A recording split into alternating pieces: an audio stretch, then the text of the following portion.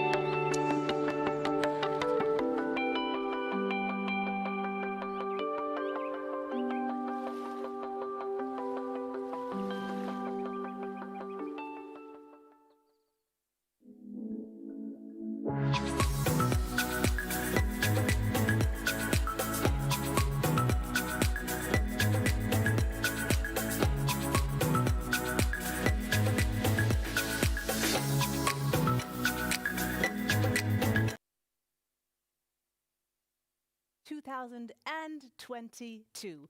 My name is Emily Wiggum, and it is an honor to be here today to host this day, and it's going to be such a wonderful day, and it's great to have you all joining us from all over the world. This day has been put together by the group companies, and it is Dynamica, Sage Automotive Interiors, Sense Air, Cellguard, Asahi Kasei, Plastics North America, and AKM, Asahi Kasei Micro Devices. And as I said, it's great to have you all here from all over the world. We would have loved to have this first Automotive Tech Day live and in person, and would like to show you this new office building here in the Düsseldorf Harbor. And it is a beautiful place. I'm here in the showroom. I'll show you more about it, or I'll tell you more about it later on in the upcoming minutes. But I do want to tell you about the program that the colleagues here have put together for you, and it is quite an amazing program with so much to talk about. And we're going to start the day off with Mr. Tutsumu. He is the Managing Director, of course, at Asahi Kasei Europe, and he is going to give us some welcoming words. He's very happy to have you here online, and he would have also liked to have you here in person here in this beautiful office building. It's going to be followed by the key results of the third Asahi Kasei Automotive Interior Survey 2021, and that is going to be shared by Tilman Faber. He is Research Director at Scopus, which is a research marketing company. They've been around for 25 years, and they've put together the results of this Automotive Interior Survey from 2021, and we're going to hear about that, obviously, within the next couple of minutes. Then it's going to be followed by a keynote from Dirk Pijper. He is CEO at Sage Automotive Interiors, and he's going to talk about the future of the automotive interiors, and that's going to be also very, very interesting, and we want to hear what you have to say about that as well. And the whole thing is going to be followed by a panel discussion, which is going to be led by the journalist Michael Knauer. He is from the Automobilwoche, which is the German sister of the Automotive News, and he's going to be talking to very important people and people who know what they're talking about. I'm going to follow you this way because we're going to go head over here to our platform, our online platform, but I do want to tell you who's going to be part of this panel discussion. It is going to be Dirk Pijper, as I said, the CEO from Sage Automotive Interiors, then Heiko Rother, who you know here from, of course, Asahi Kasei. He is the General Manager, Automotive Business Development, and Dr. Christina Hack, Director, Technology and Innovation, Brose Group, and they all are going to sit down and talk about the future. And that is something we also want to talk about when we head to the Meet the Expert sessions, which start at 3 o'clock Central European Time. If you want, you can sign up. I'll show you that in a minute. And we have 16 sessions put together for you, and it's going to be really interesting with so many important topics that have to be discussed, and you're also welcome to ask some questions later on during the sessions, but we'll talk about that later.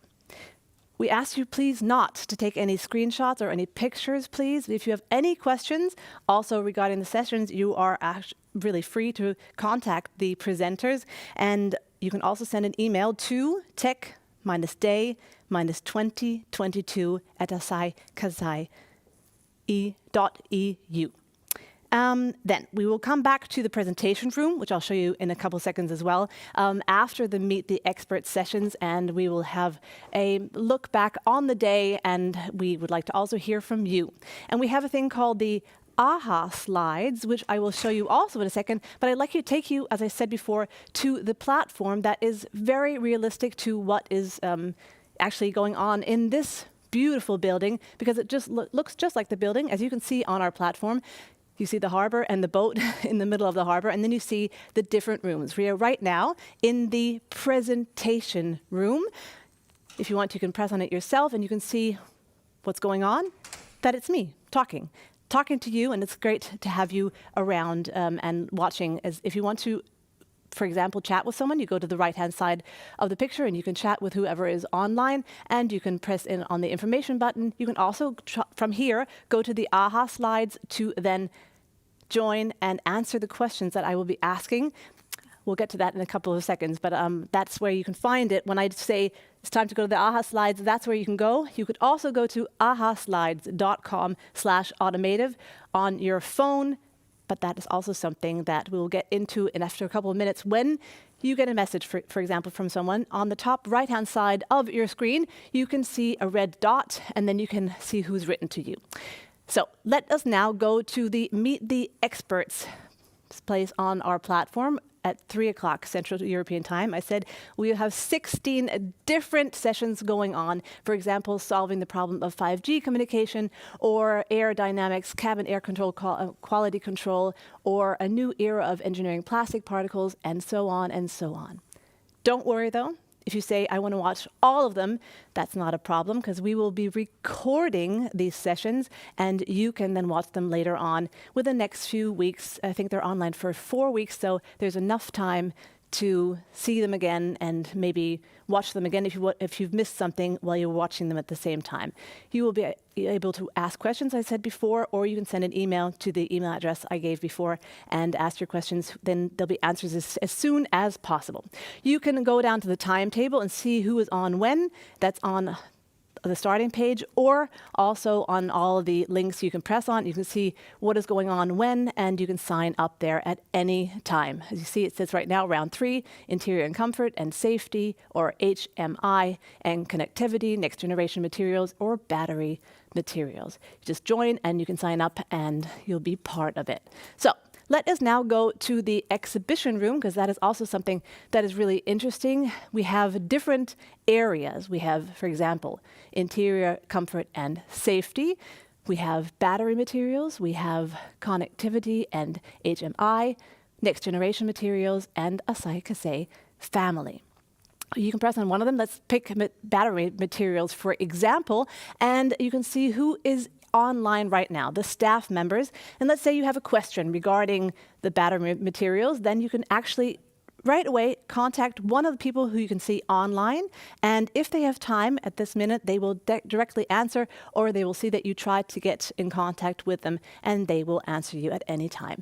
Then we have on the right hand side all the other areas I just mentioned before, and you can switch from here to, let's say, the next generation materials, or you say, I want to know more about connectivity and HMI or whatever. You just can press on it and you can see what is going on. If you scroll down a little bit further, we also have videos that you can watch in some of the areas, or you can watch them at any time. You can look at the documents that are in this area, so you will be informed about any questions you may have. And as I said before, you can answer or ask any questions you like when you're in this area.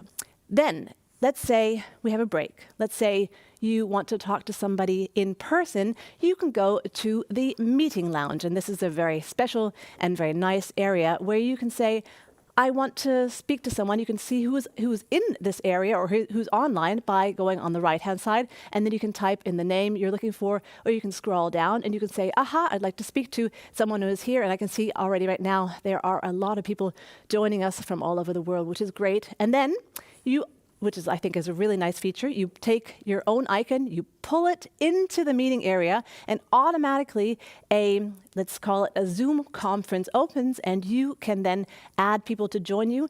About up to 8 people can join at the same time, and then you can start chatting about anything you want to talk about, maybe regarding this tech day or some questions you may have, and then you can just have your conversations in a bit more of a quiet space in the meeting lounge. As I said, these are lots of wonderful features that we have, and you can also then go back to the floor plan and look at what else is to see. We also, of course, have the reception area where what you saw from the very beginning when you went online to visit our tech day, and you can go there too, and you will always then be led back to where you want to go. If you have any questions, you can also ask them there in the questions area. You can go to the event, you can go to the timetable, you have information, and of course you also have Mr. Tutsumi saying hello to you and welcoming you. He's going to be doing that in a second as well. So we've gone through all of this. It is now time to see this wonderful place, which I'm standing in the showroom, in person, because it is a great place. And this is where the Asahi Kasei colleagues have been sitting since 2021, the beginning. They moved here, and the building is amazing. I would love to work here and be able to sit in these beautiful offices overlooking the harbor. And we would like to now show you a video so you get to know it a little bit closer, and hopefully sometime you can come see it in person.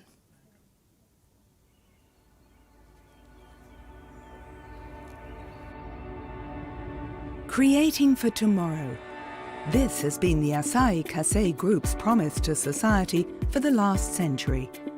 In Europe, the global heart of innovation in the field of mobility and sustainability, the company is pushing the limits of the industry to greater heights from the new regional headquarters in Düsseldorf, Germany. Located in the thriving harbour area, Asahi Kasei Europe is unifying sales, marketing, logistics, research and development, as well as technical service at one single location.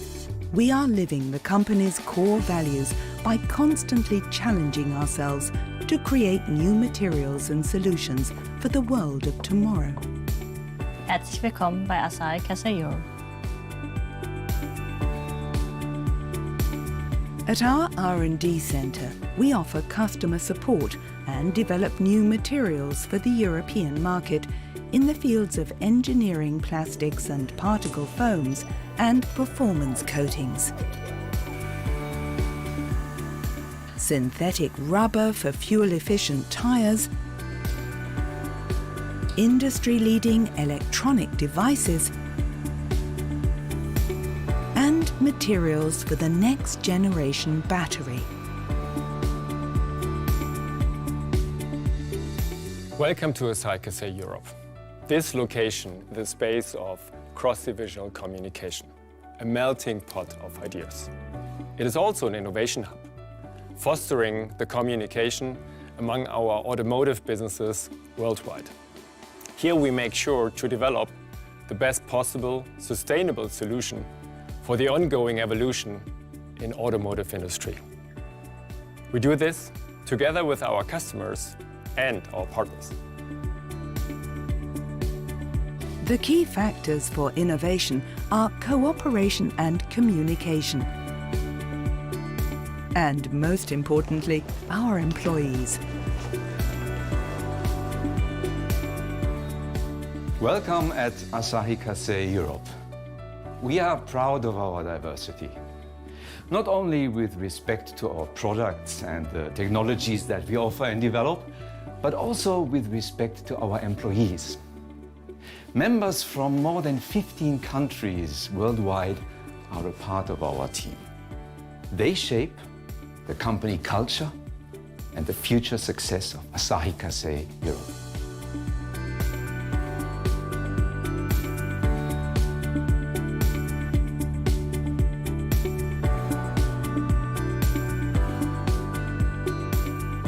The new offices offer a direct view onto the waterside and plenty of open space to gather and collaborate to create new solutions for the world of tomorrow. Benvenuti ad Asahi Kasei Europe. Asahi Kasei Europe पे योकोसो. Asahi Kasei Europe में आपका स्वागत है. Добро пожаловать в Asahi Kasei Европа. Willkommen bei Asahi Kasei Europe. Bienvenidos a Asahi Kasei Europa. Asahi Kasei Europe'ga välkommen. ようこそ旭化成ヨーロッパへ。Bem-vindo a Asahi Kasei Europa. Asahi Kasei Europe Koshon. Asahi Kasei, creating for tomorrow. Asahi Kasei, creating for tomorrow, she just said, and that is what is happening here in the offices in Düsseldorf. There is so much going on, and it is really wonderful. And as I said before, we would have loved to have you here, but we know it's so difficult to get anywhere right now in this pandemic. We don't want to talk about the pandemic for a long time, but I do want to find out where you are all joining us from today at the Automotive Tech Day 2022. And I would love to ask you to join through our AHA Slides platform, which is on our platform. I showed you at the beginning. You just have to go to the right-hand side and you can put in, answer the question. You can also go to the website ahaslides.com/automotive. And while you're doing that right now, I just want to check right now if it's all working fine or not. Let's have a look. There are are 105 people online right now. This is the test. Does it work? Let's see if it's working or not. Let's see. All you have to do is press on yes. It's working. 100% say it's working so far. That is absolutely amazing and wonderful. And that's just the way it should be on a day like this, on a tech day. So now we know that it's working. Let's find out where everyone is from. Maybe we can ask that question. Where are you joining me from? Which city are you joining us from? Let us know, and it's going to plop up here on our screen on the right-hand side, and we will see who you are or where you are sitting right now. Maybe it's right in the middle of the night. I don't know where you are. From Tokyo, for example. Well, welcome. It's great to have you. Düsseldorf, Strakonitz, and Maastricht. Oh, wonderful to have you here from all over the world. Just look at that. Even those 4 places are so far from each other, and it's great to have. And thank you for all the hearts. That's lovely as well. So where else are you joining us from? Let's see. There we go. From Michigan. Welcome from Michigan. It's great to have you. And I love the way it just turns around. Maybe we should also, from Greenville, that's wonderful. I think that's Dirk Piper. Could that be? We're going to hear from him later on. I know that you live there, so that's probably where you're coming us from. From Erkelenz, from Cologne. And yeah, it's wonderful. I love that you're all joining us from all over the world. I'm going to ask you another question right now. I want to know what you are looking forward to today. What are you expecting? What are you looking forward to? Maybe you can write in our AHA slides what you're looking forward to. What are you most looking forward to? What are your expectations? Let me know here, and we can see what your thoughts are on this topic. I'm happy to hear from you on this question of the question, what are you looking forward to today? I think, battery tech, very good. We also have that area, obviously, on the platform, so you can go in there and have a look. Looking forward to Düsseldorf, expert pitches. Yes, meet the experts at 3 o'clock Central European Time. We're going to start with that. You can find out more on our website or on the platform. And we also have, we're looking forward to the panel discussion. Yes, that is definitely going to be very, very interesting and very important to find out what is going to be happening in the future, and we have the experts talking to Michael Knauer about this topic, and so many more things, inspiring presentations, electric vehicles, meeting colleagues. Yes, please go to our platform and go to the meeting room, and then you can even meet them more. There's so much. Oh, thank you so much for contributing so much. What else we have? Visions, new insights, trends, gas sensors. I've got to read from the side, networking, and so much more. Wonderful. Okay, I want to know, next question, what will be the 3 decisive factors for future interiors? What do you think? Who can give me an answer on that, or who has an idea? What would be your 3 decisive factors, the 3 most important ones? Maybe you want to tell me now through our AHA sites. Networking, I think that is a question for the question before, but networking is always, of course, important when we're talking about decisive factors, so you can kind of talk about it. We also, let's see what else is going on. What else are the decisive factors concerning future interior? You're welcome to join. We have 125 people online right now, and simplicity, digital, obviously, fancy, it has to be fancy. We'll see what that means exactly. All these things we can discuss online in our meeting lounge or through the platform. You can get to know your colleagues, you can talk to them, you can get in contact with them, and find out more on our Automotive Tech Day. Sustainability is always a very important question or thing. Comfort, function, what else do we have? Value added function. Understanding the customers, obviously, that's really important. And all these things we will talk about today in our panel discussions, through the Meet the Experts platform, and so much more. Thank you so much for joining us on the AHA slides. I will have a couple more questions throughout the day. I want to talk to you about one more thing that's really important, and that is about caring about the future. Not only about the future of how the business is going, but taking care of the young people, of the education of young people. And Asahi Kasei is really interested in this, and it's always taking care of young people. They have, for example, a judo workshop that has been going on that couldn't take place for the last couple of years because of COVID, but they decided for this year, instead of handing out presents, they will be donating a certain amount of money for each participant today to the SOS Children's Villages, which is a wonderful organization, and it takes care of children who are not doing so well in the society, and that is where the money is going to go to. I'm going to be talking about that later on, and we will know how much money has gotten put together, and I'm really, really looking forward to that. I think it's such a great idea that is what they decided to do with money that for every participant. So everyone who's here is participating to the SOS Children's Villages as well. So that's a lot of information from me. I think it's enough from me for now. I think it's time to start with the program. And to do that, we are going to start with the Managing Director of Asahi Kasei. Sorry about that. And he is really such a nice person, and he's been with the company for a long time, since 1983. So he knows absolutely what he's talking about. He knows about the future. So please welcome with me Mr. Tsutsumi.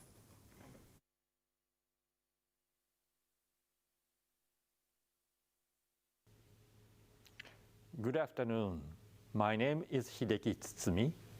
I am the Managing Director of Asahi Kasei Europe and Senior Executive Officer of Asahi Kasei Group. It is my great pleasure to welcome you, our customers, partners, and friends from all around the globe to our first Asahi Kasei Automotive Tech Day. My thanks go out to our friends at Scopus and Brose for sharing their expertise and insights in the first half of this event.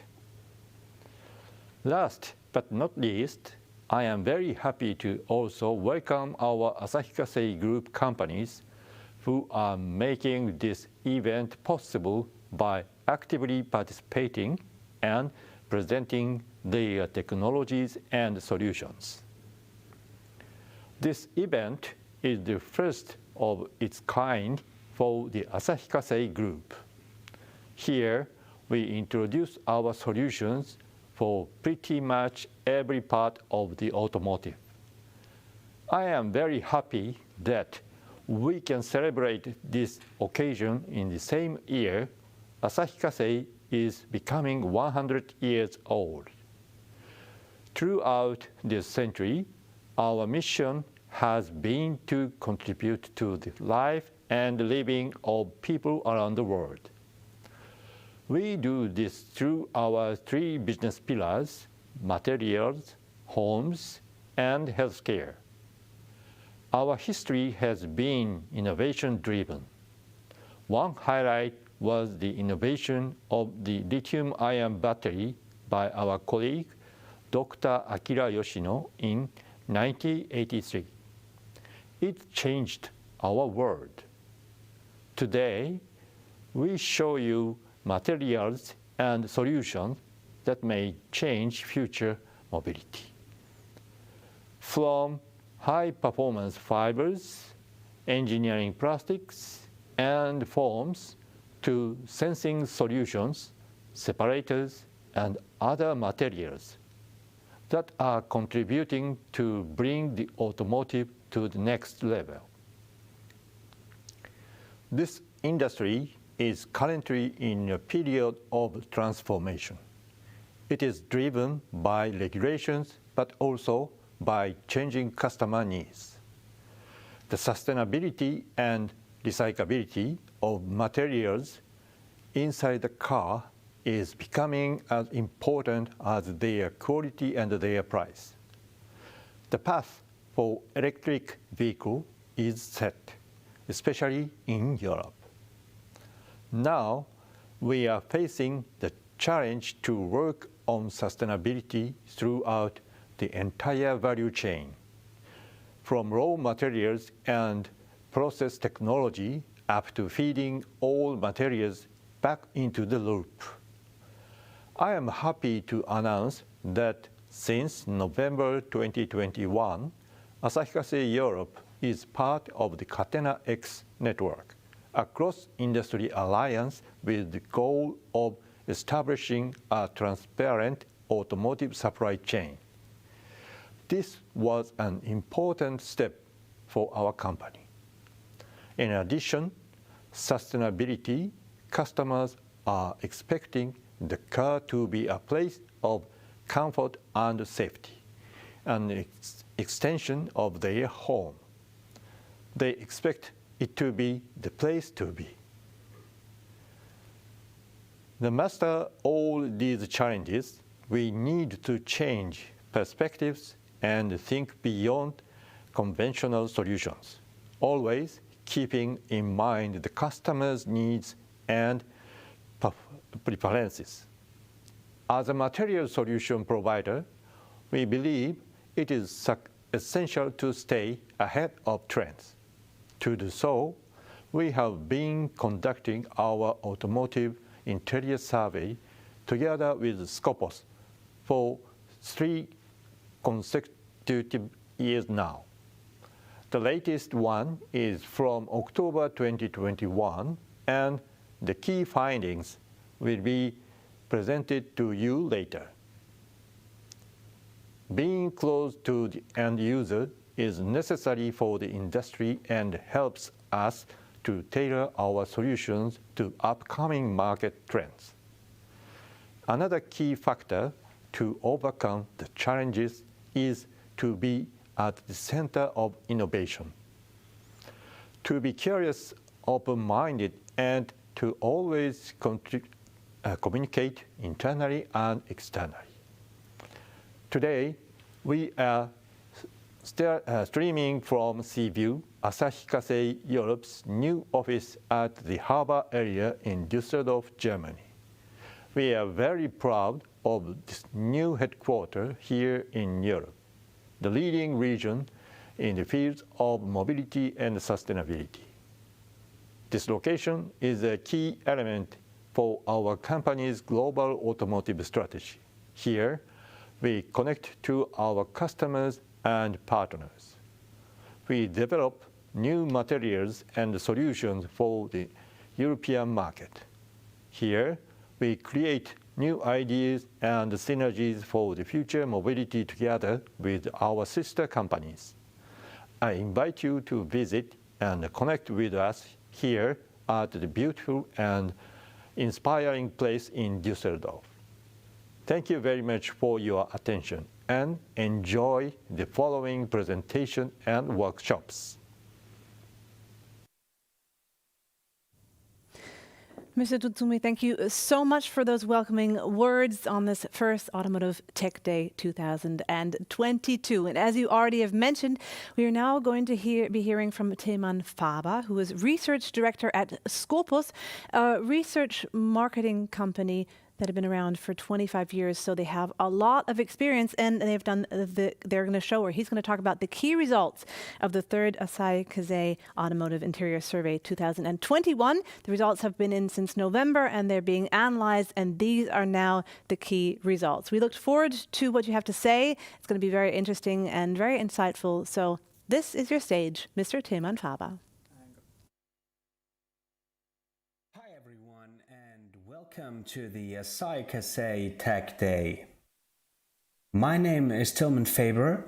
I'm Research Director at the market research agency Scopus, and today I have the pleasure to give you a very brief insight into the results of this year's Asahi Kasei Automotive Interior Study.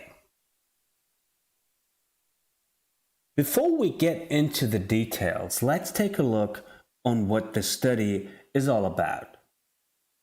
A few years ago, the colleagues from Asahi Kasei asked us to identify the latest trends in the automotive industry, to identify the needs customers will have in terms of their next vehicle, and to identify what features could help the manufacturers to win new customers in future.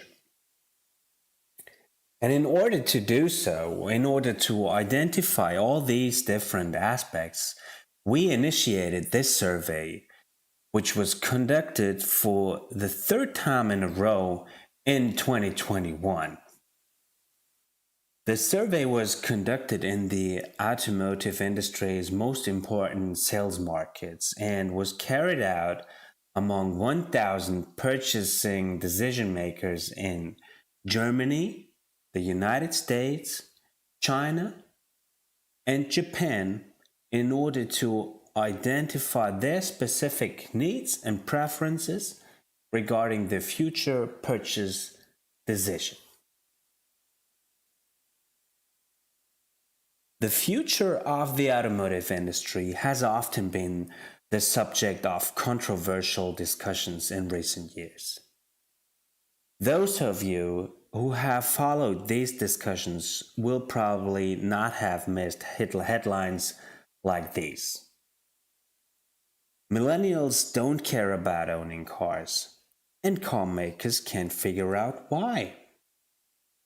Why don't young Americans buy cars? Generation Z may not want to own cars. Can automakers woo them in other ways? Why millennials are buying fewer cars than older generations? And all these statements have one thing in common. Things do not look that rosy for the future of the industry. But the good news is that the results of our study show that younger generations, in particular people under the age of 35, still have a keen interest in owning a car.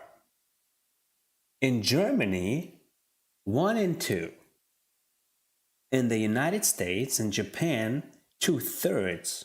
And in China, even more than 80% of the under 35s want to buy and own car in the future. We can therefore state that there will still be young people buying cars in the future. So, things don't look so bad at all with the future forecasts. But not only that. Those people who are interested in a new car are willing to spend significantly more money than in the past. As you can see, the Chinese market stands out. The Chinese customer is willing to spend 31% more money for the next vehicle. And the willingness to spend is also increasing in the other markets. The money customers from the United States, Japan, and Germany are willing to spend is between 7 and 19% higher compared to their current spending. Long story short, we will have potential buyers in the future. And in addition, they are willing to spend more money in the future for their cars than they did in the past. But the question is, what will customers spend the extra budget on?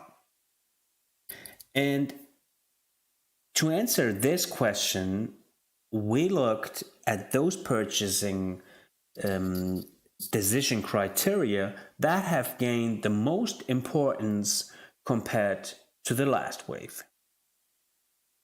And as you can see, there are essentially two aspects that have gained significantly in relevance across all markets. On the one hand, customers are looking out more often for connectivity features, and on the other hand, assistance systems will play a bigger role in future and have to be considered within the future product development. As a result of the increasing number of connectivity features and assistance systems, the requirements on interior design are also changing. Therefore, interior design aspects are also become increasingly important for the customers.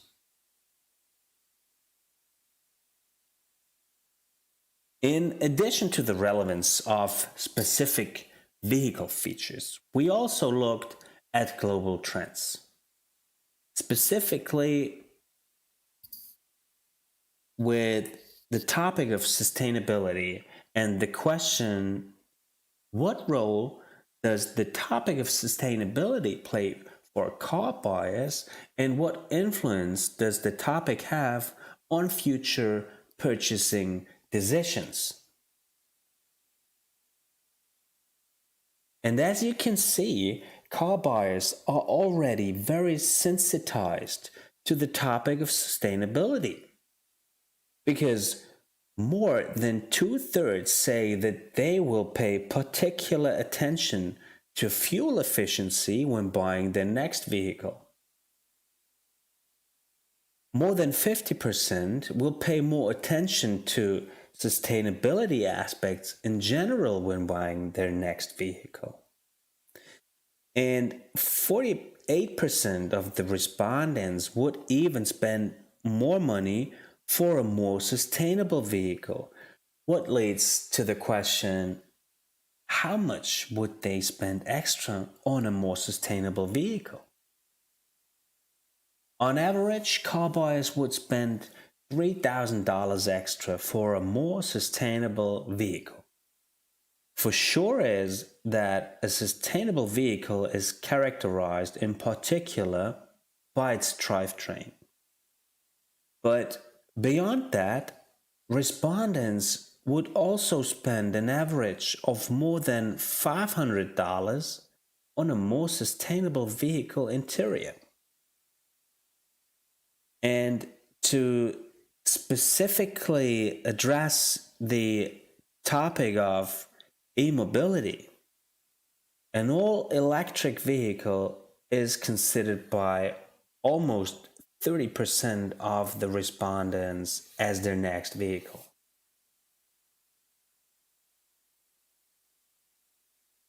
Now let's talk about cleanliness. The aspect of cleanliness in the vehicle interior has become increasingly significant over the last few years. Whereas in 2020, 65% of the respondents mentioned that they put great emphasis on the cleanliness of their interior, in 2021, this value increased to 69%. Now, the question is, what measures can be taken to meet the customer's needs? A look at the results show that easy-to-clean surfaces or water and dirt-repellent surfaces, as well as an air filtration system which cleans the air from the outside or within the vehicle, are most relevant from the customer's perspective. And in addition, we see that the relevance of cleanliness in vehicle interiors has already become noticeably more important because of the COVID pandemic in 2020.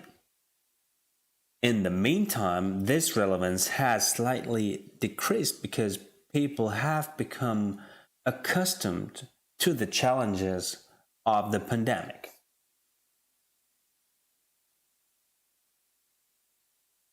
Another important issue is the question of the preferred human-machine interface. In Germany, we have gained insights in recent years that suggest that customers see a safety risk in interacting with a touchscreen and therefore tend to prefer conventional physical buttons that they can press without taking their eyes off the road.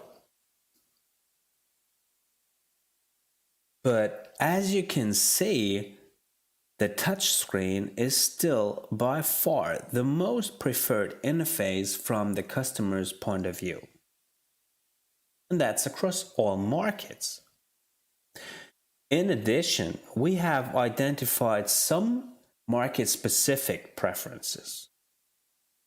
For example, customers in the United States more frequently tend to prefer a one button per function, whereas the Chinese customer more frequently prefers voice control. But there's one thing everyone agrees on: gesture control only plays a minor role.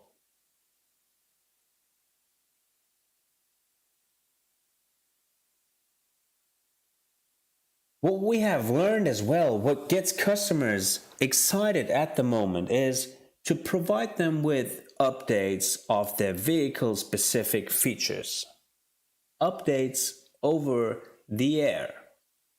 And as you can see, 94% of all respondents would like to get over-the-air updates in future, especially in terms of safety-relevant features, or those features that would have an impact on the driving performance of their vehicle.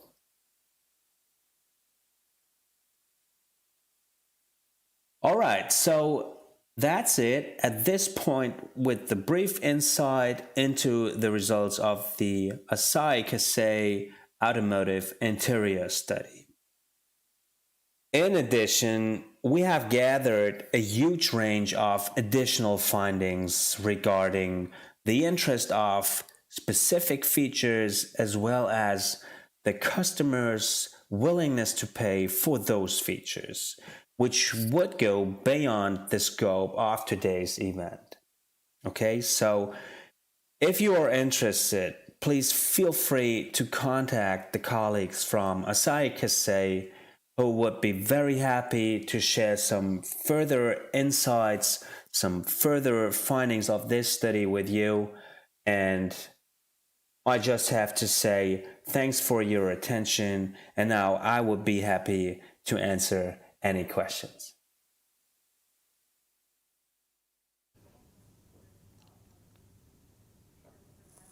Thank you so much, Tim Antwala from Scopus, for this insightful presentation and so much information that we have to process and talk about, and you can do that on our platform in the meeting lounge, for example. But I wouldn't do it right now because coming up is a keynote presentation on the future of automotive interior by Dirk Pijper. He is CEO of Sage, and he has been with them since 2009. He lives in Greenville. That's why I knew he was joining us from Greenville just a minute ago, and he's going to give us a keynote presentation on the future of automotive interior.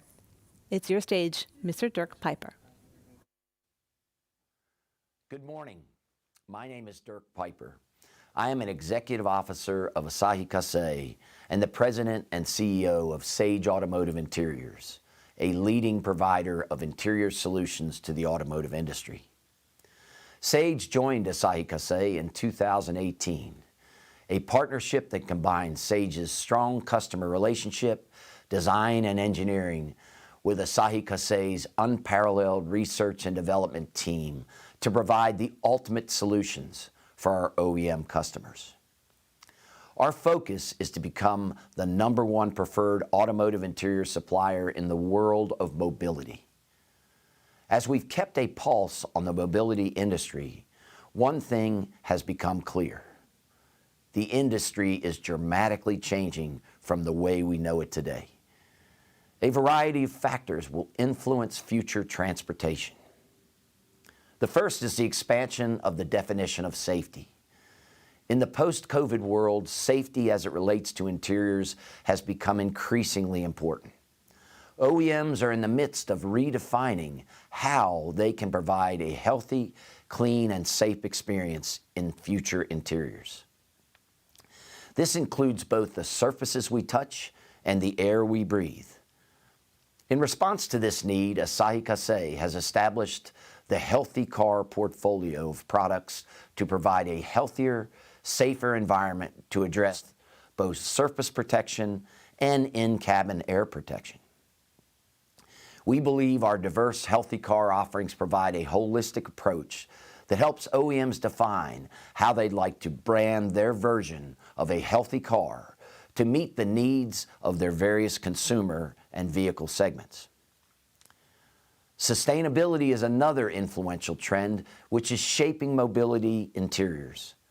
We know this topic is a key priority for all of our OEM customers, as well as a growing number of consumers. How do we define sustainability? What are the priorities with respect to this trend? From our perspective, we see three principles that are relevant to sustainability. They are product, process, and mission. Each automotive customer and consumer has different preferences, and we must take the time to understand the direction required to satisfy these desires. OEMs are expanding their definition of sustainability and the requirements for their supply chain. The key drivers of this shift are twofold: new regulations and consumer expectations. Consumers are increasingly aware of environmental factors and how they impact the materials that surround them. The term eco-credentials is a growing trend and will continue to play an important role in the future of mobility interiors, especially for premium brands and trim levels. If we examine this phenomena a bit further, we find there are different levels of importance among life cycle analysis, recycled content, CO2 emissions, and bio-based products. The preference varies by OEM and consumer. At Asahi Kasei, we will develop products which are sustainable for a given customer's direction. We will work closely to understand the specific request and drive our process to meet the customer expectation, whether it be recycled content, end-of-life usage, natural content, or solvent-free products. Throughout these product developments, we remain committed to the process and will continue to be a good steward of the environment, all the while keeping our focus on our long-term mission. Another factor impacting mobility is electrification. Through our trend research, we will determine what social and emotional influencers are motivating consumers to purchase electric vehicles. Based on this research, we will create an interior that provides the identified persona with a completely satisfactory experience. Whether the objective is home comfort, recreational comfort, or office comfort, we will provide the solution. Along with safety, sustainability, and electrification trends, autonomous driving and ride sharing will also play a role in interior design. Whatever the purpose, for function or aesthetics, we must all adapt and be prepared to not only respond, but anticipate. One might ask, how do we do this? The answer is innovation. Our intent is to position ourselves at the intersection of viability, feasibility, and desirability to develop leading-edge solutions relevant to the future mobility industry. Emerging desires and needs of occupants will drive our innovation in expanding how we design intuitive, connected spaces and further define sustainable materials. Let me explain some aspects of this mission.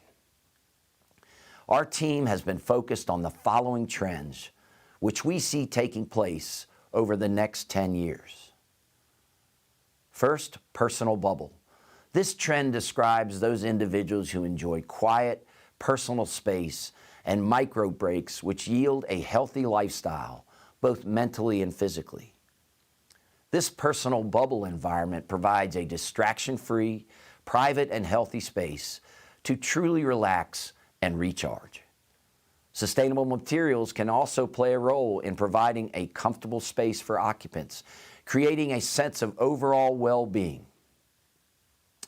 Our second trend is modular life. This trend describes people who have an on-the-go lifestyle, particularly with autonomous driving and vehicle sharing. Consumers' needs and desires are fulfilled anytime, anywhere, at their convenience. Immersive experiences. This one is for the folks who want complete entertainment engagement, and connectivity when they ride. They take road tripping to a whole new premium level by customizing their journey. This takes shape by introducing sensorial experiences, traveling hospitality, and premium upgrading. And finally, inclusivity. With this trend, basically everyone can be mobile or drive, whether you're underage or dealing with a mental or physical disability. You feel included. Autonomous vehicles will provide mobility freedom and choices to a much wider audience. Through the connection of these consumer trends to our product, process, and mission, we will create a full mobility interior material focus, which encompasses products that represent and engage with these trends, from healthy interiors to connected vehicles. These needs will drive the formation of our pillars of innovation, which in turn will drive functional and sustainable results for our customers. Since joining Asahi Kasei and becoming one united company, there are several ways we continue to work together to shape innovation in the mobility industry. Our collaboration with the CVC Group allows investigation and investment in trailblazing startups focused on advanced material development. In addition, our research and development teams continue to create new materials focused on sustainability. And finally, we continue to use our concept vehicle Axie to showcase all of our leading-edge products for the future world of transportation. One thing is for certain: the future of mobility will continue to change. And the most critical aspect for all of us in this automotive industry is to adapt to this ever-changing environment through constant innovation. Thank you.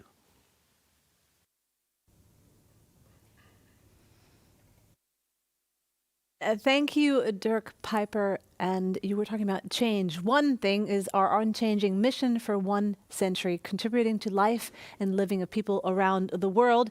And we heard so much insightful things from you right now. We're going to be hearing more from you now in our panel discussion, which is following. And it is also about the people living around the world. It's about the car users. And what is the car user expecting from the future of the automotive interior? And Dirk Piper is going to be talking with other people, for example, Heiko Rotha from the Asahi Kasei Europe General Manager, Automotive Business Development. And they're going to be talking to Dr. Christina Hack from the Brose Group, Director of Technology.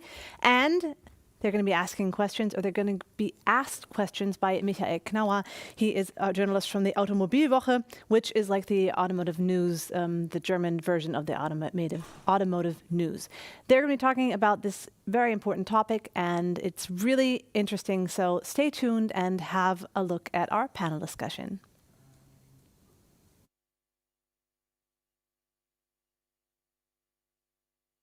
Dear guests and audience, a very warm welcome here from Düsseldorf, from the brand new headquarters of Asahi Kasei Europe. We are here in the headquarters in the middle of Düsseldorf, in the heart of Germany, and by the way, it is also the heart of the car supplier industry in Germany. My name is Michael Knauer. I'm editor of Automobilwoche, which is the German sister of Automotive News, specialized newspaper in the US. Today we talk about the transformation of the car industry, especially the transformation in the interior of the future car, with 3 high-ranked representatives of the car industry. I want to introduce these 3 persons, which you will probably already know. If not, it is absolutely worth to follow us and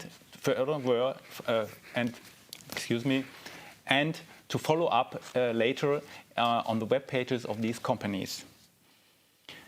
The transformation we actually are assisting is much more than just a transformation. I think the word of reinvention of the car industry would fit much better.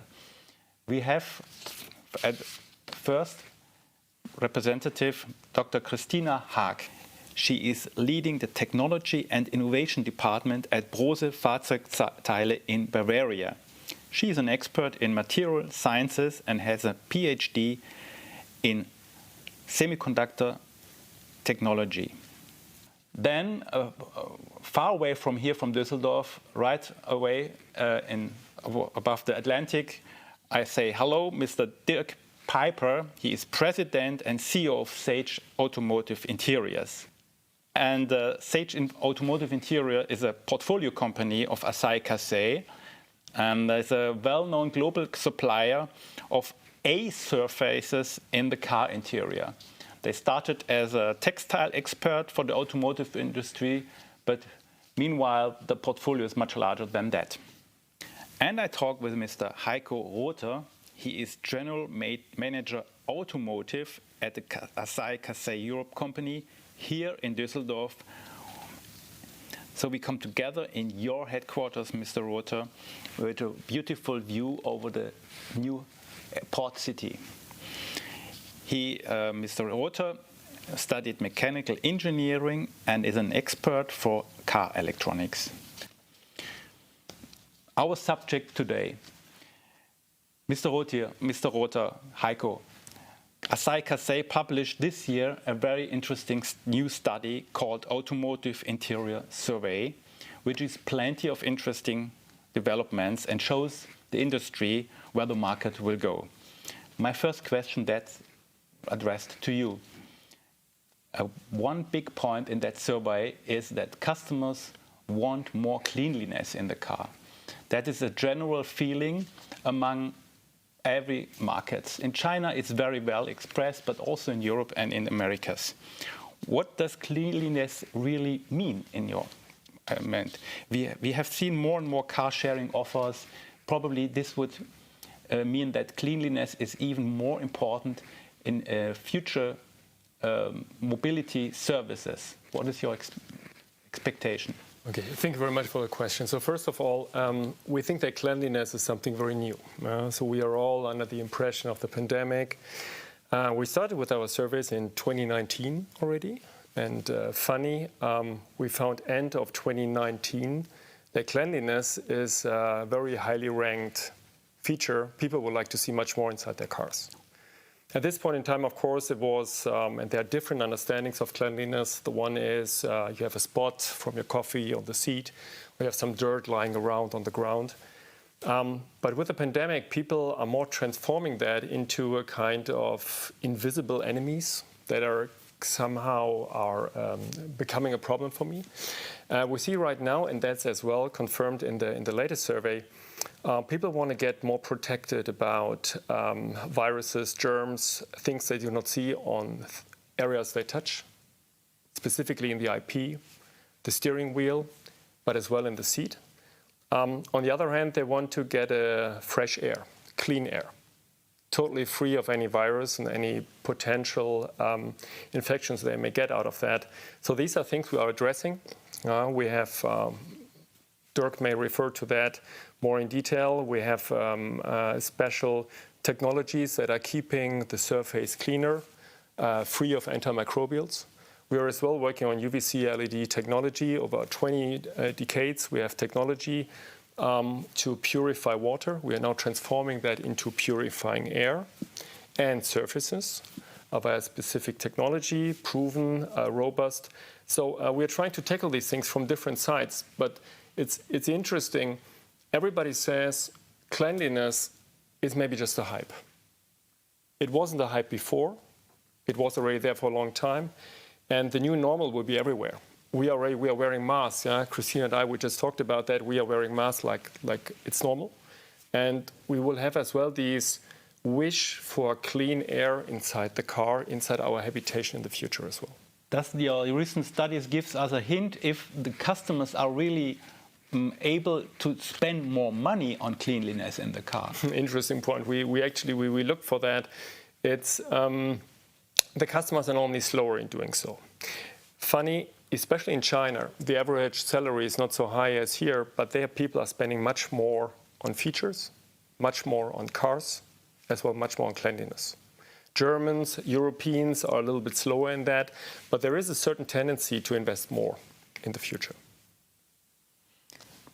Can I add something? Of course, go on. We saw the same thing in some surveys in the past, and we see differentiation between my individual car, my own, because then it's my own waste and I know what is it. And on the other side, if I have sharing mobility and I see a car and I see something I do not know, and then I really say, okay, I need a clean car, and often the people say, no, I do not want this car to share. I search for another. And this is for the provider really a big problem. And I think cleanliness is really something for the shared mobility more in the focus, but the content concerning pure air, I think this is something for everyone. And after the pandemic, I think it will be really a big opportunity for you. Are you already asked by your customers to offer more clean products, clean surfaces? Dirk, what, can you give us an idea of the importance of this issue?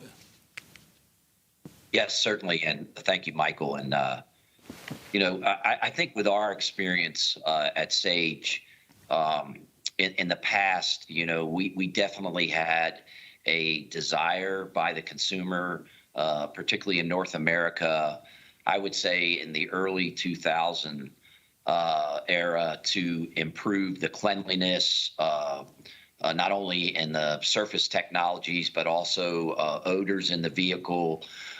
If you remember, there was a period of time when there was many people that had people carriers or minivans, and they would carry really their family, their children to sporting events, and they would be eating in the vehicle, actually. And we developed a product at that point in time called Yes Essentials, which probably made its way across about 15 million vehicles at the time, and it was very successful in what we called creating a worry-free interior for that head of the household to be able to drive their family, their pets, their children eating, and to keep the car clean. What's that transcended into with the survey that Heiko referred to now is really a different version of cleanliness, which is really leading into antiviral, and probably the latest development that we've had with a portfolio of products, which we call Next Essentials, actually has the antiviral component in it, and it's very effective over the lifespan of the vehicle, so that, to Dr. Hock's point, that when somebody is ride sharing now or vehicle sharing, they're going to feel much more comfortable. And you know, our objective here is to have the OEM really create their own type of branding for what we would call the healthy car interior. And you know, we've started working with different OEMs and having discussions with them about how we create that and introduce it. But it is certainly, as we've seen from the survey, a very important aspect of the vehicle interior. This is so interesting. Could you give us at least 2 examples where that's the healthy car? How can it look like? Well, I think what we've put in front of our OEM customers is the opportunity to decide the degree of healthy car that they want. Certainly, in Sage's world, we focus around A surface, primarily seating, door panels, headliner, in order to make that antiviral. With the joining with Asahi Kasei, Sage now has in its portfolio to offer what Heiko referenced as clean air with UV impact on antiviral methodology in the HVAC systems, but also Asahi brings capability in plastics, which, as many people know, plastics are a high component part of the interior of the vehicle, and Asahi actually brings the opportunity to make those A surfaces antiviral as well. So now you're not only dealing with seating, headliner, door panels, but also consoles, and incorporating it in the HVAC. And so we've been introducing this to several OEMs, and gaining interest in this healthy car concept. Thank you, Dirk. I still have another question because you're referring to the actual survey of Asahi Kasei. And of course, the interior becomes more and more important for most customers all over the market, but still the exterior is, for most of them, still more important. Do you think, Dirk, that this ratio will change in the next few years, that the car interior becomes even more important for many customers than it is actually? Yeah, that's a great question, and quite frankly, the evidence that we have recently gives indication with the trend in mobility that ratio may have already flipped a bit in favor of the interior. We know that based on our background, that when a consumer sits in either the driver's seat or the passenger seat of the vehicle, they really resonate and connect with the interior of that vehicle, which is why we really take the time to create the opportunity in the interior to impact the consumer and connect with the consumer in such a way that they know that they want to purchase that vehicle and they feel that harmony with the vehicle. So we believe the interior, as people spend more time in the interior, as we head towards autonomous driving, the full connectivity aspect, people are finding the interior much more important in making a decision. And just to further elaborate, we sometimes compare it to if a person got into the cockpit of an airplane with all of the instrumentation now that's taking place in the interior vehicles, we somewhat parallel that experience. And people, when they get into their vehicle, do not want to experience what they'd experience getting into the cockpit of an airplane. They want to feel comfortable not only with the materials, but with the technology, and they want harmony in that interior. And we believe that the interior is almost becoming more important than the exterior of the vehicle at this point in time. So we will certainly have the opportunity to see some of your offers and products and ideas at the next car shows all over the world. I would like to switch to another very big, important mega trend, which is, of course, sustainability in the car. And therefore, addressing a question to Christina, actually, do you think that the sustainability demand is most driven by regulation, or is it probably even the customer himself who wants to have more sustainable products, more sustainable surfaces in the car? I think both. And we have an additional point. Is the customer the user, or is the customer the OEM? On the one side, the legislation. I think this will be a driver during the next years. On the other side, the society feels more sustainable for the future. And I think because of this feeling, our OEMs make something like a marketing strategy on the base of sustainability. And I think this in combination will drive this topic really fast in the future. Your customers at Brose, they already ask you for new sustainable solutions? Yes, and they ask for this.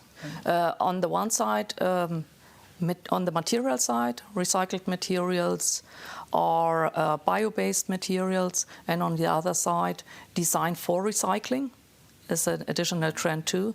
And here we have really to do some work in the future, because in the past it's always only to produce in a high quality and with a good price.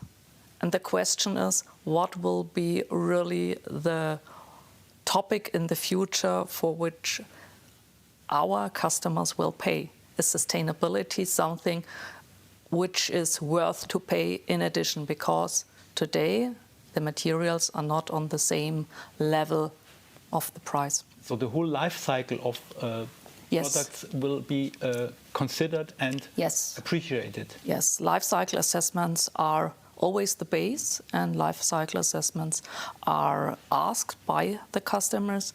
And here we have, I think, to do, we is the whole industry from my point of view, really to get the right values, the right information, because often you talk about the footprint of something else during a production of a plastic material or something else, and then you need from the supplier the values really to put them into the life cycle assessment for our products to give our customer the right information. Do you at Brose look closer and closer on the CO2 footprint of the products you need for your components you produce? Yes. This is a really simple answer. Simple answer. Yes. And are you able to really know where your products come from? If it's, for example, coming from a lithium mine in Chile or a cobalt mine in the Congo era, these are critical points. I mean. Yes, Chris, I think these kind of critical substances are always one point, but from my point of view, this is more than sustainability. This we had in the past too, and this is something the society not really be aware of. The other thing, really to have something like a wooden-like surface in a car, to have a recycle information about the whole car and something else. I think this will be more interesting because these are the words and the values you talked about in the classic media for our end users. But the others, this is, from my point of view, I think, normal factors. This is always the base, not to have some problems with critical base materials. Probably the industry has moved faster than the ordinary customer on the street who buys a new car. Yes, from the point of view to buy some cobalt or something like this, yes. But on the other side, I think the need for information, what is really behind a life cycle assessment, and this is more than only the CO2 footprint. I think this will be in the next years be more transparent, and there will be a better base for information like this. I can only confirm. Right now, it really looks like a little bit like a patchwork. You know, there are these CO2 emission targets. There are these Lieferkettengesetz. There are some vegan customers who are looking for the products they can utilize. There are the people who are bashed because they are burning too much fuel when they have big engines. Electric vehicles, people talk about rare earth and all these things. Does it make sense? Lithium, cobalt, whatever. That all we need to see under the perspective that individual mobility will not stop. You see car production all over the world, whether they will be eventually shared or whether they will be owned, are growing. China is a big driver. We still have India, South America, who are still growing as well. So we will produce more cars.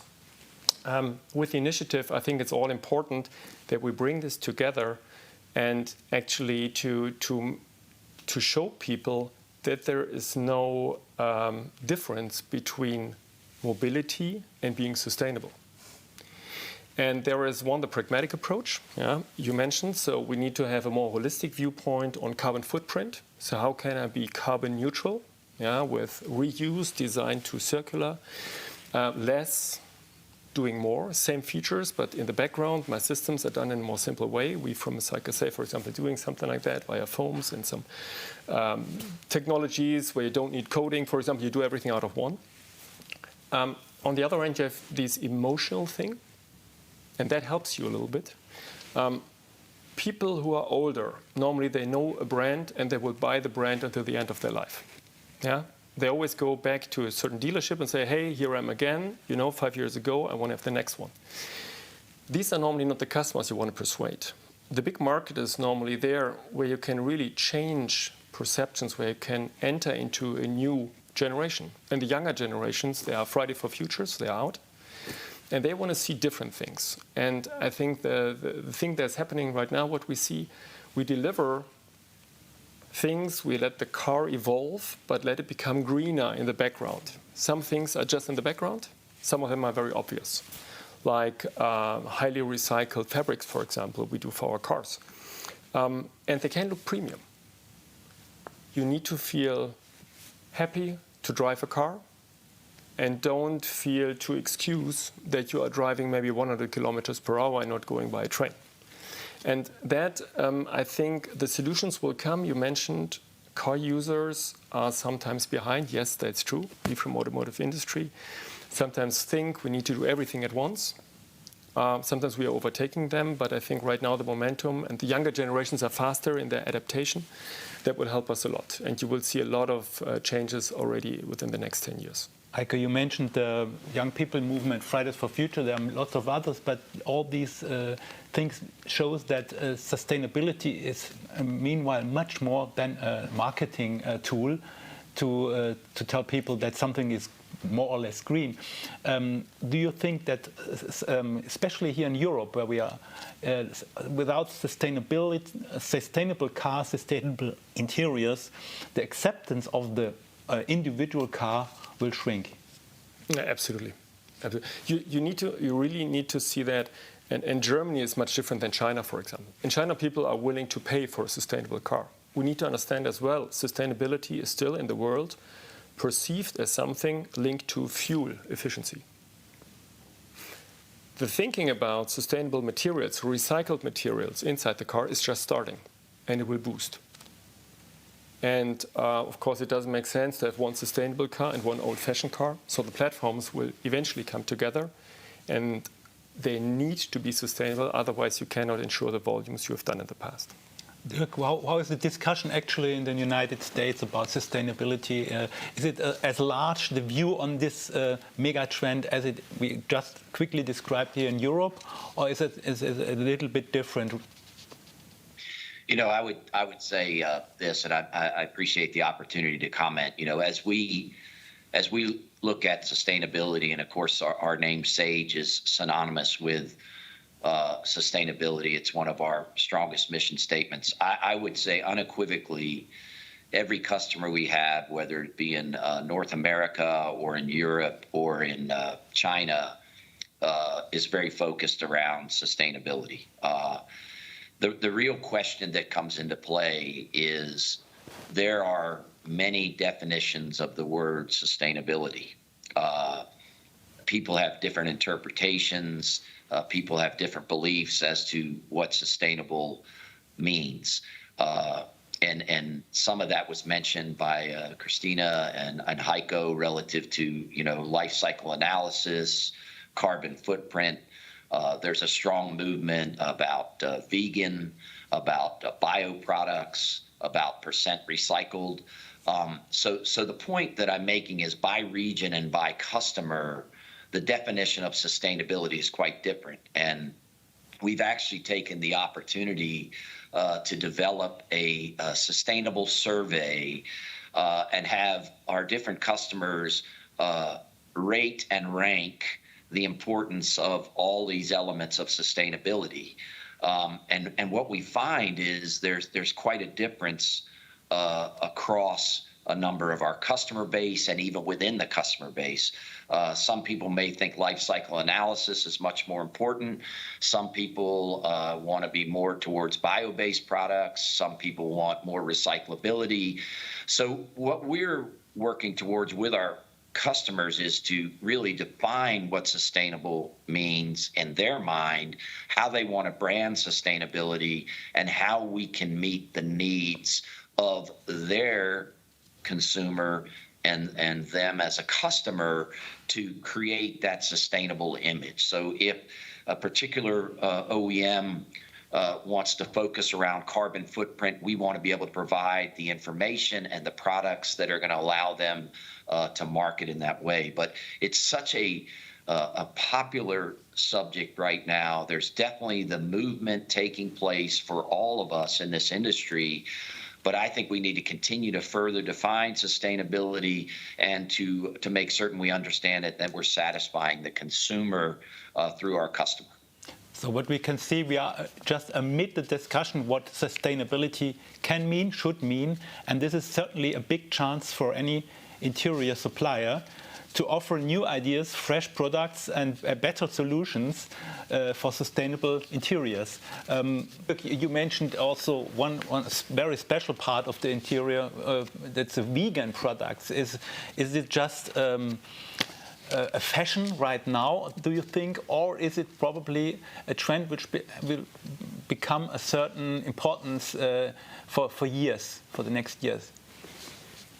Well, there's no question that there's a trend moving away from animal products as we see it in the interior of the product, and moving much more towards what we consider a more sustainable material. There's different points of view on this, but I think we're seeing that the consumer and our customer, the trend is definitely moving towards what I'll call more worry-free, recyclable synthetics that focus around the aspect of sustainability of not only how was the product processed, but what are the key elements of the product that can be explained to the consumer and what the impact is on the environment. You know, there's a number of different elements that have to be addressed, but we certainly see that trend happening in North America and across a number of regions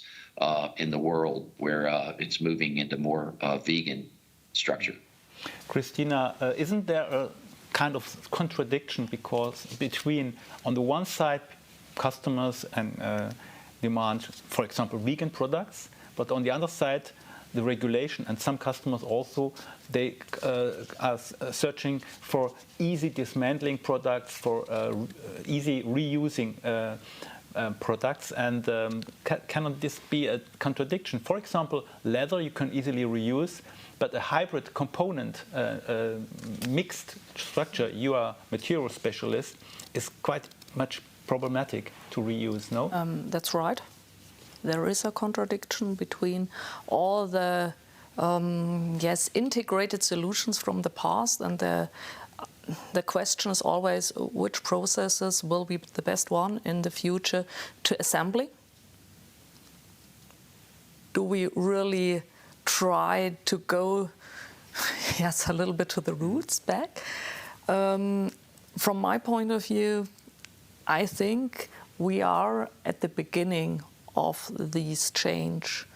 The big word will be circular economy, but now always the customers say, yes, we want recycling, we want the different regulations, but on the other side we try to get the same price. And this, from my point of view, there will be a problem in the future. It's a little bit similar to the lightweight discussion in the last years. Everyone said, yes, I want the lightest car. And if you say, okay, you can get it, but we have to pay, then sometimes it will be not so light as it could be. And here the question is really what will be the legislation and what the car manufacturer really have to do. Heiko, if it comes to the price of a product, of course, this is the most delicate question for every supplier. But isn't there a good argument saying that if the residual value of new products, of reusable products, of more sustainable products, if this residual value is higher, then it is acceptable to pay a little bit more for that product? I think we will come to that point that things will get valued in a different way. Today we only talk about a price, and people have a certain price for a certain car in mind. We see already that things are changing. So bigger engines, okay, you still see them driving, but the majority of the people for decades are not driving a big engine. You see that a lot of people starting now in the new normal to utilize their car in a different way. We talk, for example, for the third living space. When you are in the morning around Cologne, somewhere in the traffic jam, you know what is your third living space.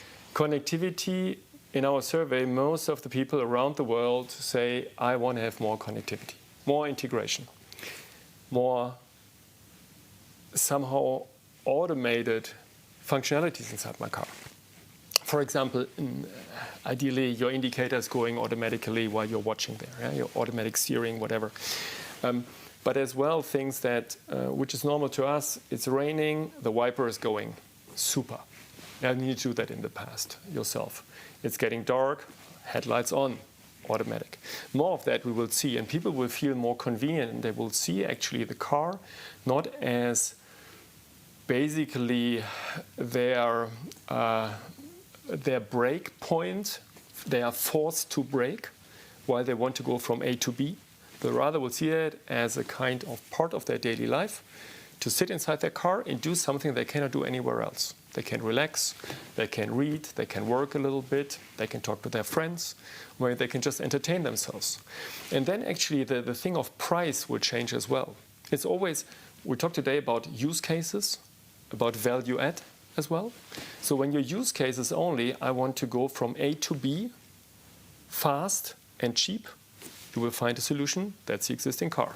If you want to get something more because you only have 24 hours and you don't want to scrap 1 hour, but want to explore it, want to live within it, you may want to pay a little bit more.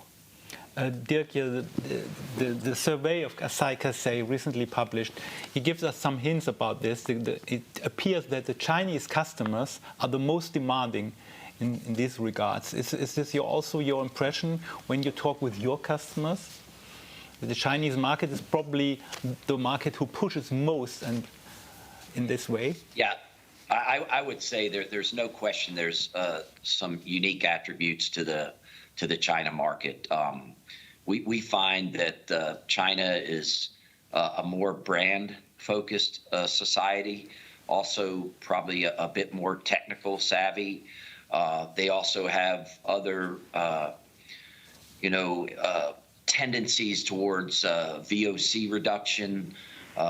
Odor is a very sensitive issue in the interior of Chinese vehicles. And so there is no question there are unique attributes to China, and that they're a leader in a number of these market trends, particularly as we saw in the survey, that they demand a much cleaner interior, more so than the other regions.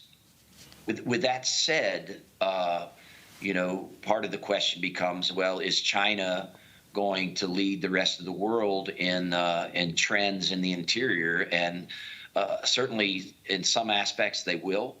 But we also believe that there are a number of other regional tendencies that take place. And so we recommend that as a supplier to the industry, you really have to have a global footprint and have to understand the tendencies in each of those regions. Certainly, China has a number of them, and they are strong. But I would say there's other regions that carry equal influencers in terms of how we shape and produce the interiors of vehicles. Just to add to the point that Heiko was making, we certainly see a trend in the interior of the vehicle where people are recognizing now when they go from point A to point B, which may be from work to home or to the store, that the interior cockpit is becoming that third area of environment for them to spend time. And again, that's going to change by region on what they prefer. But we want it to be an area of what we call considered comfort, where they feel very comfortable in the interior and connected to all the technical attributes or even the sensing part of the vehicle. When it comes to the more technical side of the car interior, it's probably a good point for Brose. Christina, what trends in this aspect do you see most important for your business, especially in Europe? Can you say that, for example, the trend to very big cockpits is unbeatable, or is there also already something which appears new, like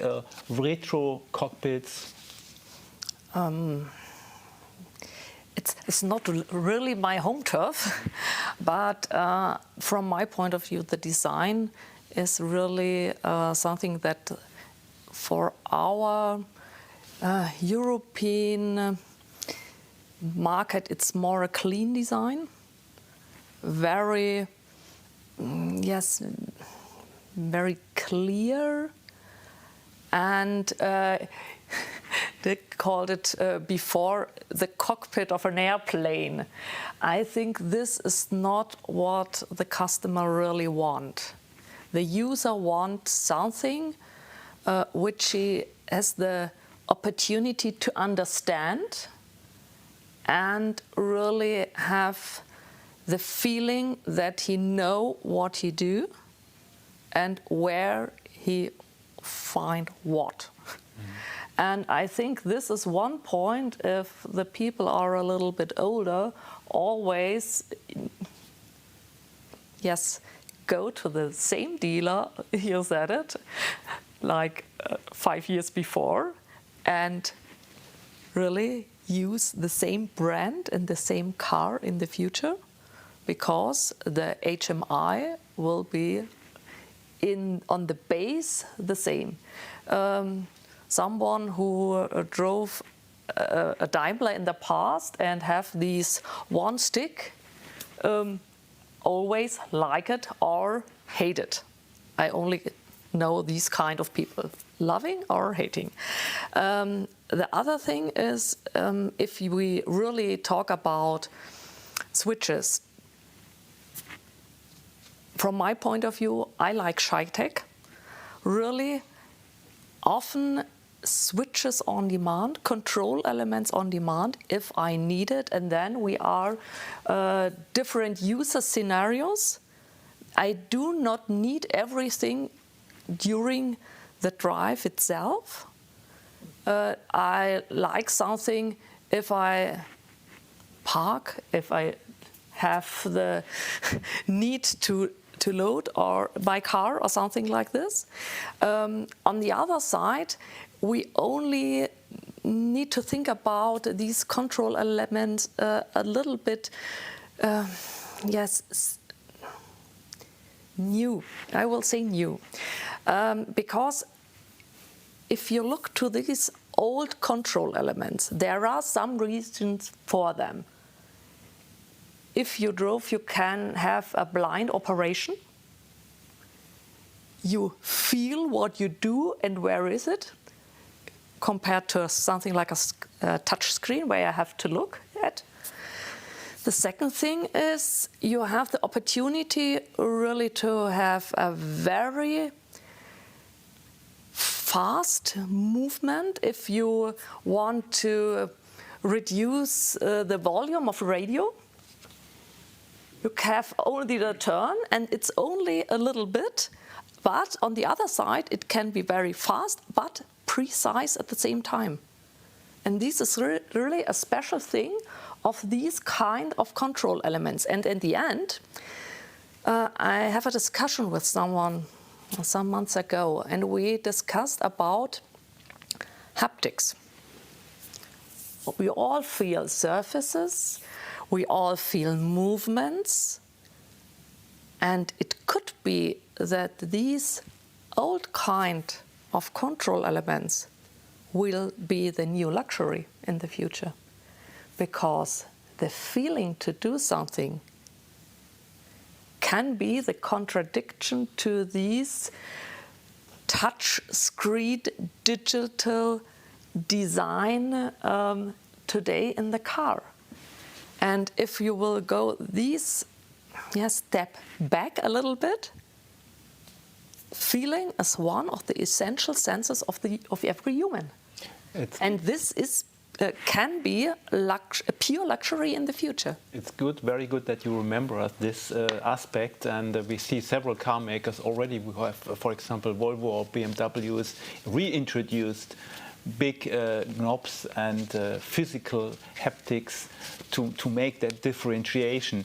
And you mentioned a very interesting point. It is the shy technology, or HMI without invisible HMI. Heiko, that's a big chance for Asahi Kasei, I guess, because you have the surfaces who can offer to this technology. Is that only a very new idea? You really have this technology in series cars right now, but will it come? I think we talked before about innovation. Yeah? For example, if you there were electric cars decades ago, but nobody wanted them. There were different ideas about screens or whatever. Nobody wanted them. I think it's always the right timing. The timing is now for sustainability. The timing is now as well for HMI rethinking. And we should never forget there are some different momentums, and actually private life and car was pretty disconnected. Now it's all growing together. The car is not that emotional thing anymore. It was before. It was ranked number one on the wish list of every younger teenager. Yeah, they want to have a car first. It's now not anymore. It has changed its value add. They're still selling cars, but the wish list is different. And now looking into the HMI, I just want to add something to this because I see that exactly the same way. We always see a certain risk if we change something inside the car. So keep the buttons, keep the buttons, keep the buttons. But when you really look, and these were our surveys during the last years, it was funny. Most of the people, the majority of the people, wants to actuate a car like their smartphone. More people want to have a touch screen and or do voice control than want to keep the buttons. Although they have learned for 20, 30, 40 years to use buttons, it's not only the history you have, it is what do you actually do in your daily life. That is training you most. I've learned something at school I forgot, yeah? Although I should know it for a very long time. I know now very much what I'm doing during the last days, hours, yeah, seconds. That is much more natural, and that is what we need to reflect somehow inside the car. There's, of course, a certain risk if you talk about upgradability. Now I'm coming back to different technologies, because we have as well these things, we say, okay, the car user is pretty understandable, we have the use cases, we do the surveys, but there are sometimes coming trends all at a sudden, and we need to integrate them into a car, who is generated over 5 years, then you produce them over 3 or 6 years. And all of a sudden, there is a certain game changer feature you must have inside. So for us, it's rather to fully understand the use cases of the customer. That's the reason why we, for example, do surveys and we share them with our partners. To really understand why do we need to integrate things, but we always need to keep a little bit of spare to have some flexibility for later upgrading. Whether it is during the time while the first buyer has it, or when he wants to resell it, or maybe in another market. Yeah, that's that we see rather as a kind of challenge, and getting here prepared from a software perspective, feasible. Hardware is more difficult. Yeah, so you need to budget maybe for something which you even cannot imagine right now. Dear audience, dear guests, I think one thing has become very clear here. These three companies really care about their customers. They think deeply about the future of the car interior, of new trends, new materials, interiors. And it is worth to visit, for example, their homepages and to gather more information about what can these companies deliver for your business. I thank you very much for your attention. It was a great pleasure for me to talk with you. I would like to continue next time even longer. If your patience is still there, come again, visit us, and take care. Goodbye.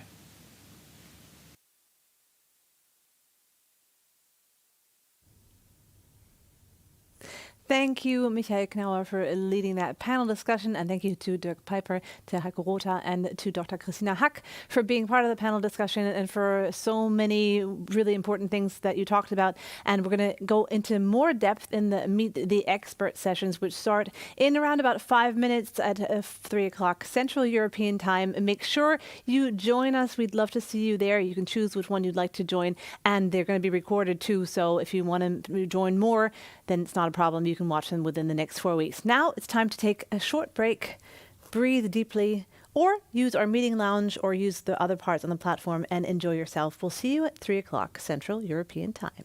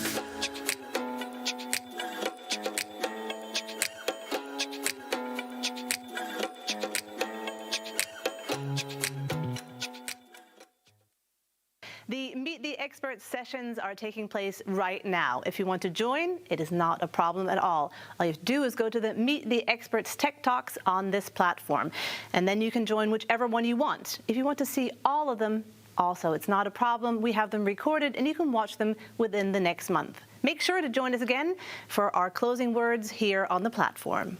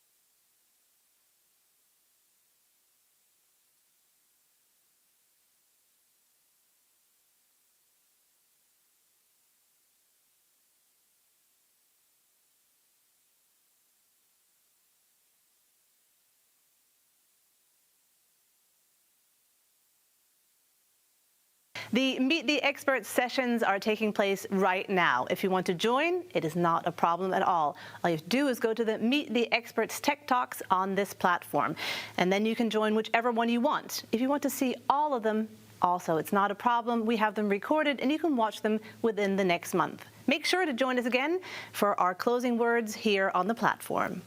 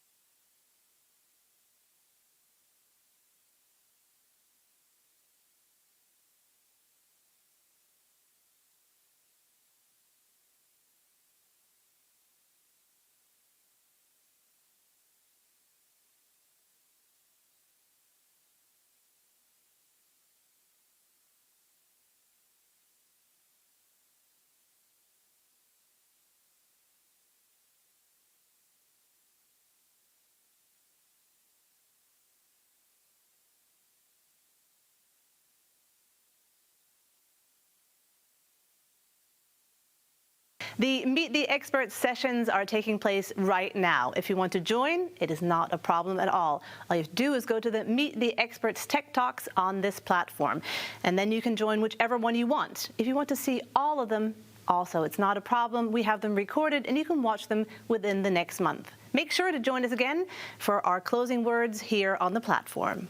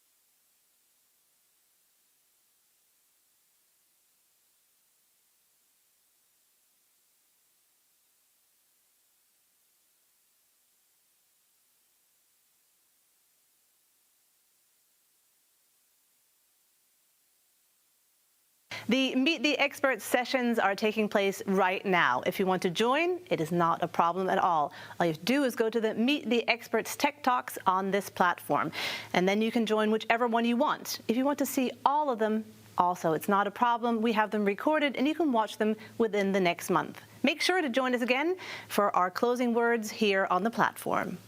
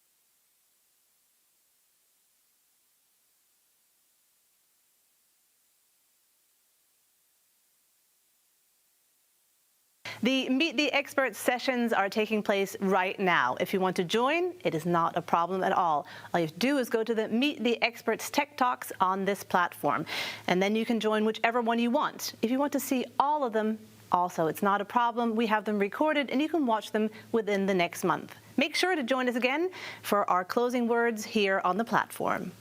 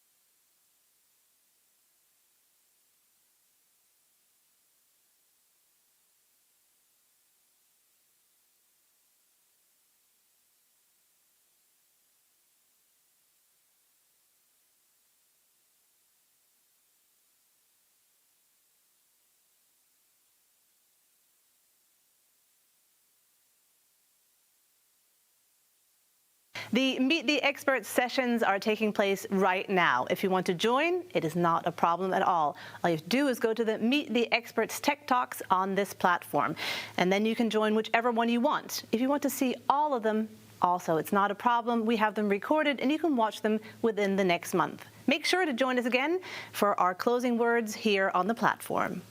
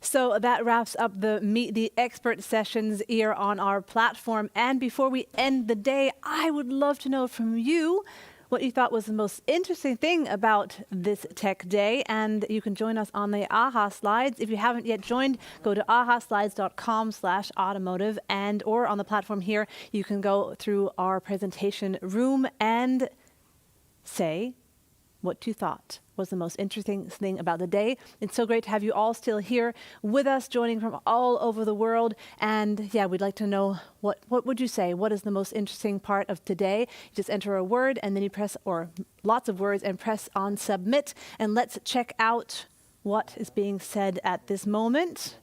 We're going to head over to the AHA slides right now. I think we're going to go over there right now and see if anything is coming. I see. We're going to, in a second, it'll be there.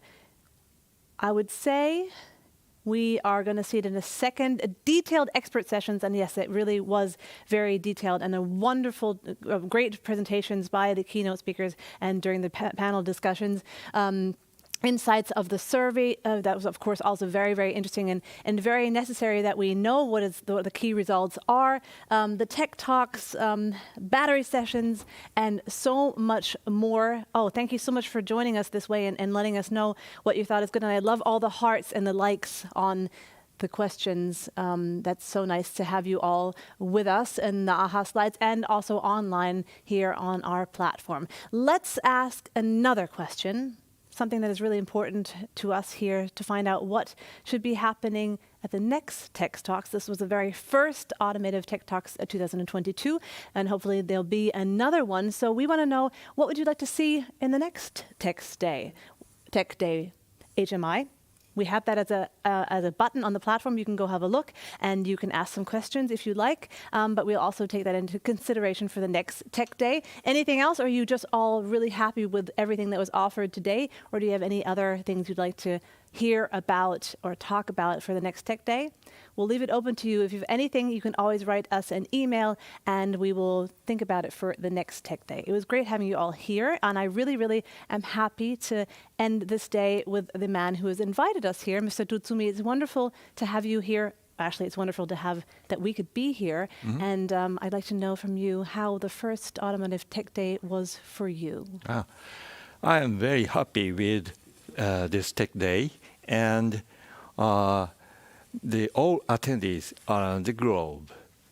The digital events allow us to easily bring people together, and I hope that all participants got some nice insights and inspiration today. And we really are happy that so many people joined us from all over the world, really from every continent. It was amazing how many people were here and how much was going on the platform. There's a lot going on in 2022, especially for the company. Why is that? 2022 is very special for Asahi Kasei. The company is becoming 100 years old, and a new midterm plan will come into the place. We will make sure to be even closer to customer in the field of automotive and environment. Customers are very, very important. Obviously, it's also important to build a business and have people who are educated. You have to educate children, and here at Asahi Kasei, you've always had people who are interested in helping children and getting them educated. And this year, you decided to spend the money that you would normally spend on the participants and send them a nice present, but take it and spend it on children for the SOS Children's Village. And it is a very special project. Maybe you can tell us more about this. Asahi Kasei is very active in supporting children and young people. The SOS Children's Village is supporting various activities for children with difficult social backgrounds. Education opens us to many paths in life. It is the foundation for achieving a sustainable society. And it's so important, as I said, 25 euros per participant on the platform is going to the SOS Children's Village. And this is not the only thing that you do for education and for children. You also have a special judo program that hasn't taken place in the last 2 years because of the pandemic, but you're hoping to have it happen this year. with the judoka Olympian. Yes, Olympian gold medalist. Wow, I hope we come here. Yeah, that is so cool. And we hope that we're crossing our fingers that it all work out.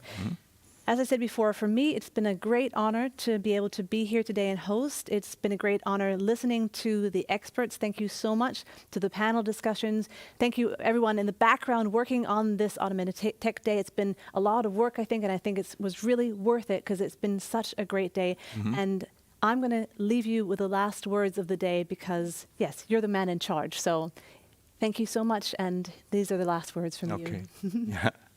Yeah, I'd like to thank all participants and all our group companies involved. You all made this first Tech Day a very special one. You saw today the virtual version of our new office in Düsseldorf. I'll be happy to welcome you here in person soon. Until then, stay safe. Thank you very much. Thank you, and goodbye from me too. Goodbye.